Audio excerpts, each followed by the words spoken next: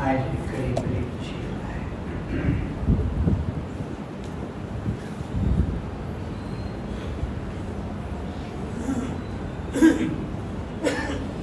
اللهم صل على سيدنا محمد النبي الأمي وعلى آله وسلم تسليما۔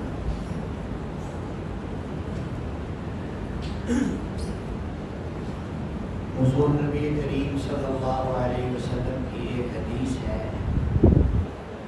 عن ابن عباس رضی اللہ عنہما عن رسول اللہ صلی اللہ تعالی علیہ وسلم انہ قال لما خلق اللہ تعالی جنت عدن خلق فيها ما لا عين رأت ولا أذن سمعت ولا خطر على قلب بشر، ثم قال لها تكلمي، فقالت قد أفلح المؤمنون ثلاثا، ثم قال إني حرمت على كل بخيل ومنافق ومراهن، تو كما قال رسول الله صلى الله عليه وسلم۔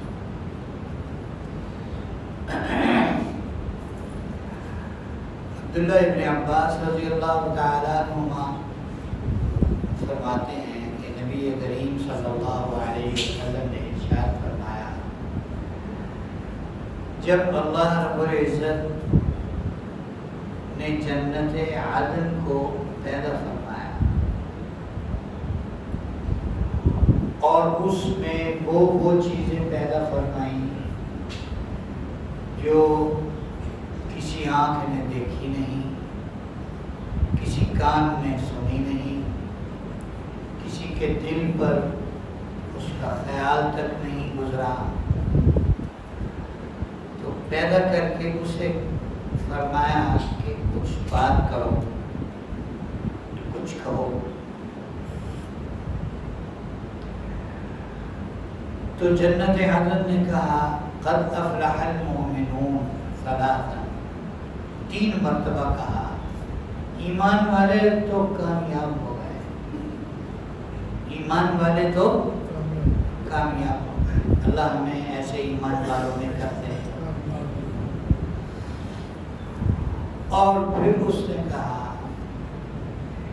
کہ میں ہر اس شخص پر حرام ہوں جو بخیل ہو، جو منافق ہو اور جو دکھلاوا کرنے والا ہو، ریاکار ہو۔ جنت عدن کہہ رہی ہے اللہ سے، یہ گویا کہ اس سے پریشان ہونے کی ضرورت نہیں ہے کہ جنت عدن نے اللہ سے کیسے بات چیت کرنی، کہ ہم کیسے کر رہے ہیں، ہم اللہ کی قدرت سے بات چیت کر رہے ہیں نا، کہ ہماری زبان پہ کوئی اسپیکر فٹ ہے، ایسا تو کچھ نہیں ہے، زبان گوشت کا ایک لوتھڑا ہے نا، تو اللہ کے حکم سے ہر چیز بات کر سکتی ہے، ہر مخلوق بات کر سکتی ہے۔ تو جنت عدن نے اللہ سے کلام کیا، اللہ نے اسے کہا کہ کوئی بات کرو، کچھ کہو، تو اس نے کہا کہ ایمان والے تو کامیاب ہو گئے، ایمان والے تو کامیاب، یعنی میں ایمان والوں کے لیے اگلے کلام سے یہ لگ رہا ہے، ہر وہ شخص جو بخیل ہو، منافق ہو اور ریاکار ہو، اس پر میں حرام ہوں، وہ میرے اندر نہیں آ سکے گا۔ اب یہ 3 بری صفات ہیں۔ سب سے پہلے ہے بخیل، کنجوس، جو اللہ کے راستے میں خرچ نہیں کرتا، 10 روپے 100 روپے سے آگے نہیں بڑھتا۔ تو تو یقین کریں کہ اللہ رب العزت ایسے آدمی کو ترقی بھی 10-100 وری دیتے ہیں۔ صحابہ کی سیرت اگر کسی نے پڑھی ہے تو صحابہ کرام کی عادت یہ تھی کہ بعض دفعہ سارے کا سارا اپنا سرمایہ، ٹوٹل کیپٹل، وہ اللہ کے راستے میں خرچ کر دیتے تھے، پھر نئے سرے سے محنت شروع کرتے تھے۔ اللہ تعالیٰ ان کو پہلے سے زیادہ برکت دیتے، پہلے سے زیادہ برکت دیتے۔ تو حضور اکرم صلی اللہ علیہ وسلم کی بھی عادت یہ تھی کہ کبھی کسی نے کوئی سوال کیا تو آپ کے پاس تھا تو آپ نے دیا، آپ کے پاس نہیں تھا تو آپ نے کسی سے ادھار لے کر دے دیا، یا اس کی ضرورت پوری کر دو، انشاءاللہ پھر ہم دونوں حساب کتاب کر لیں گے۔ بخل جو ہے، بخل وہ ڈائریکٹ جہنم میں لے جانے والی بیماری ہے۔ بعض احادیث میں ہے کہ سخا جنت میں ایک درخت ہے، سخا جنت میں ایک درخت ہے اور اس کی ٹہنیاں زمین میں ہیں۔ جو شخص سخی ہوتا ہے اس نے گویا کہ جنت کے درخت سخا کی ایک ٹہنی پکڑ رکھی ہے اور وہ اس کو کسی بھی وقت جنت میں لے جائے۔ اور ایسے ہی جہنم میں ایک درخت ہے، اس کا نام ہے بخل، اس کی ٹہنیاں بھی زمین میں ہیں۔ جو بخیل ہے، جو کنجوس ہے، اس نے گویا کہ وہ جو درخت ہے جہنم کا، بخل نام کا، اس نے اس کی ٹہنی پکڑی۔ شیطان کی سے ملاقات ہوئی کسی کی، تو اس نے کہا، اس سے پوچھا تمہیں سب سے زیادہ ڈر کس سے لگتا ہے؟ مسلمانوں میں ہمیں سب سے زیادہ ڈر کس سے لگتا ہے؟ اس نے کہا وہ ایمان والا جو فاسق اور فاجر ہو، اللہ کا نافرمان ہو لیکن سخی ہو، سخاوت کرتا ہوں، مجھے اس سے بہت ڈر لگتا ہے۔ اور کہا کہ تو کس سے مطمئن ہے، بے خوف ہے؟ اور اس نے کہا میں اس عبادت گزار مومن سے بے خوف ہوں جو کنجوس بخیل ہو۔ اس نے کہا یہ کیا بات ہے؟ کہنے لگا تمہیں نہیں پتا کہ سخاوت کتنی بڑی نیکی ہے، اس کی ساری بدکاریوں بدماشیوں کے باوجود اس کی سخاوت کو اللہ پسند کرتے ہوئے اسے جنت میں لے جائیں گے۔ اور تمہیں نہیں پتا کہ بخل کتنا بڑا گناہ ہے، اس کی ساری نیکیوں کے باوجود اللہ اس کے بخل کی وجہ سے اسے جہنم میں ڈال دیں گے۔ مجھے اس کی کوئی فکر نہیں ہے، جتنی بڑی عبادت کر لیں، یہ جب تک بخیل ہے اس کے جہنم میں جانے کے چانسز زیادہ ہیں۔ تو جنت عدن خود کہہ رہی ہے کہ میں اس شخص پر حرام ہوں جو کیا ہے، بخیل ہے اور منافق ہے،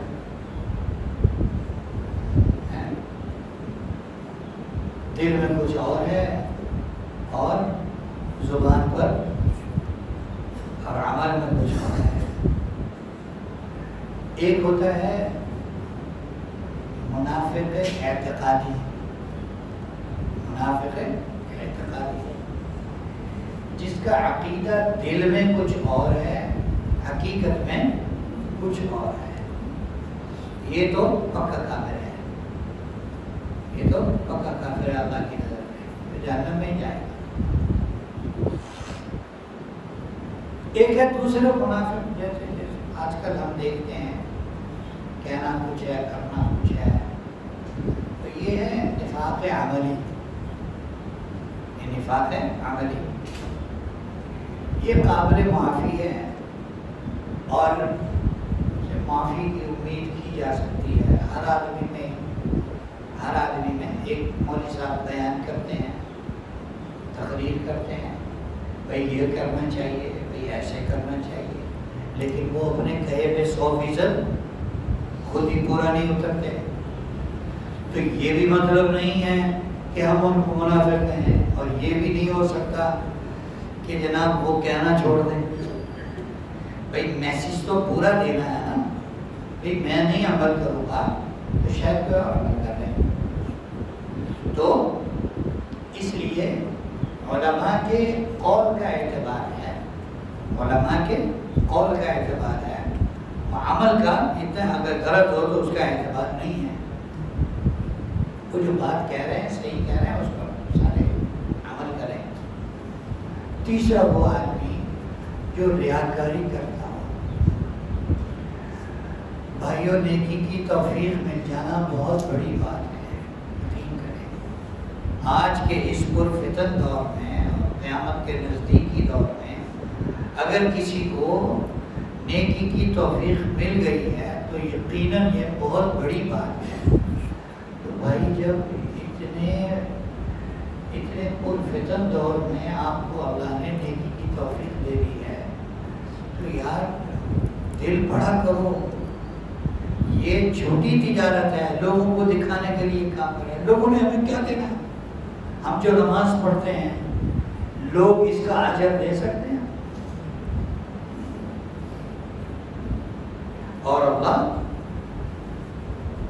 اللہ کا کیا معاملہ ہے ہمارے ساتھ؟ ایک حدیث میں ہے، اس کا مفہوم ہے جب ایمان والا گھر سے وضو کر کے نماز کی نیت سے مسجد کی طرف چلتا ہے تو ہر قدم پر ایک نیکی ملتی ہے، ہر قدم پر ایک گناہ معاف ہوتا ہے، ہر قدم پر جنت میں ایک درجہ بلند ہوتا ہے. ایک حدیث میں ہے جو وضو کر کے گھر سے نماز کے لیے مسجد کی طرف چلا ایسے ہے جیسے گھر سے احرام باندھ کے حج کے لیے چلا. پہلے ہی کرام شروع ہے نماز سے پہلے ہی. اور جو نماز کے انتظار میں بیٹھا ہوا ہے اس کو نماز کا ثواب مل رہا ہے حدیث کے مطابق. تو اللہ تو یہ دے رہے ہیں لوگ مجھے نمازی کہیں، لوگ مجھے حاجی کہیں، لوگ مجھے فلاں کہیں، لوگ مجھے فلاں کہیں. ایک حج کر کے ساری زندگی حاجی صاحب ختم نہیں ہوتے ہیں. ایک حج کر کے ساری زندگی حاجی صاحب ختم نہیں ہوتے. تو ایک بزرگ کہتے تھے یار ہم نے حج تو نہیں کیا، ہم دن میں 5 نمازیں پڑھتے ہیں، تو ہم اپنے نام کے ساتھ یہ لگا سکتے ہیں نمازی محمد ابراہیم خلیل. زندگی میں ایک حج کیا اور حاجی صاحب نام کے ساتھ رکھتے ہیں، حتیٰ کہ وہ آئی ڈی کارڈ پہ بھی تبدیل کراتے ہیں، اس پر حاجی لکھو میں ہوں حاجی ہو گیا. معاملات چاہے بازار میں جیسے بھی ہو حاجی صاحب کے، حاجی صاحب کی زبان بازار میں چلتی دیکھا کریں. وہ 2 دھاری داتری ہے یا ترامتی ہے یا 2 دھاری تلوار ہے. حاجی صاحب کے معاملات ہیں، حاجی صاحب نے کروڑوں روپیہ لوگوں کا دینا ہے اور حاجی صاحب ہر بندے کو کہتے ہیں اور دے دیں گے ہم مر چلے ہیں کتنے اسی کہڑا نہ سکیں. دکان ساری اپنی ہے اور گھر ساڈا اپنا، وہ چھڑ کے تھوڑے پیسے دے دیں گے مر نہیں چلے. حاجی صاحب یہ کہہ رہے ہیں بھائی